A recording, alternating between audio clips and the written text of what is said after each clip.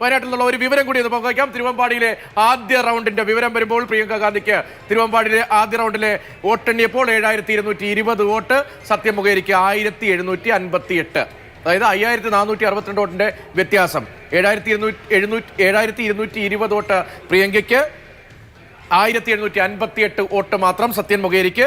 BJP 1000-ൽ താഴെ 730 പാലക്കാടിന്റെ കളത്തിൽ അടുത്ത മാറ്റം എന്ത് എന്നുള്ളതാണ് ഏറ്റവും വലിയ ആകാംക്ഷ എന്ന് പറയുന്നത്. പാലക്കാട് നിന്ന് അത് നോക്കൂ, ബിജെപിയുടെ ശക്തി കേന്ദ്രമായ ബിജെപിക്ക് കൂടുതൽ വോട്ടുകൾ സ്വന്തമാക്കാൻ കഴിയുന്ന മേഖലകൾ ഇനിയുമുണ്ട് എന്നത് യാഥാർത്ഥ്യമാണ്. പക്ഷേ ഈ ഇടങ്ങളിലും ബിജെപിക്ക് വോട്ട് സമാഹരിക്കാൻ കഴിയുമെന്നാണ് നമ്മൾ വിചാരിച്ചിരുന്നത്. അവിടെയാണ് പിന്നാക്കം പോയത്. 2020 LDF 2 റൗണ്ട് പൂർത്തീകരിക്കുമ്പോൾ 2 റൗണ്ടിലും ചേലക്കരയിൽ LDF സ്ഥാനാർത്ഥികൾ, അതായത് ദേശമംഗലം എണ്ണിക്കഴിയുമ്പോഴും ചേലക്കരയിൽ UR പ്രദീപ് മുമ്പിലാണ്.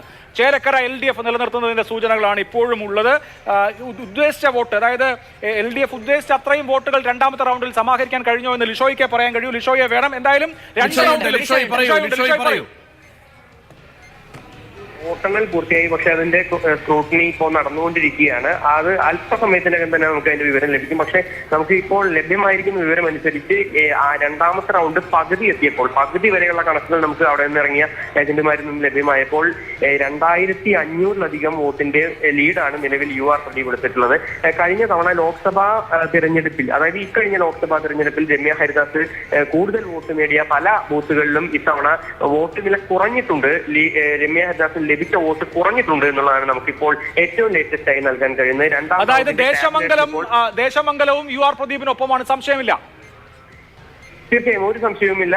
അതായത് ഒരു 3000 വോട്ടിലെ ലീഡ് ഈ ഒരു റൗണ്ട് പൂർത്തിയാകുന്നതോടുകൂടി ആ ഒരു ഒടുവിലത്തെ കണക്ക് പുറത്തു വരുമ്പോൾ ഈ റൗണ്ട് 2ാം റൗണ്ട് കൂടി പൂർത്തിയാകുമ്പോൾ 3000 വോട്ടിലധികം ലീഡ് UR പ്രദീപ് പിടിക്കുമെന്നുള്ള കാര്യത്തിൽ ഏകദേശം ഉറപ്പായിട്ടുണ്ട്. ദേശമംഗലം പഞ്ചായത്ത് UR പ്രദീപിന്റെ പഞ്ചായത്താണ്. അതുകൊണ്ട് തന്നെ അവിടെ UR പ്രദീപ് മുന്നേറുമെന്നുള്ള ഒരു കണക്കുകൂട്ടൽ തന്നെയായിരുന്നു LDF-നുണ്ടായിരുന്നത്.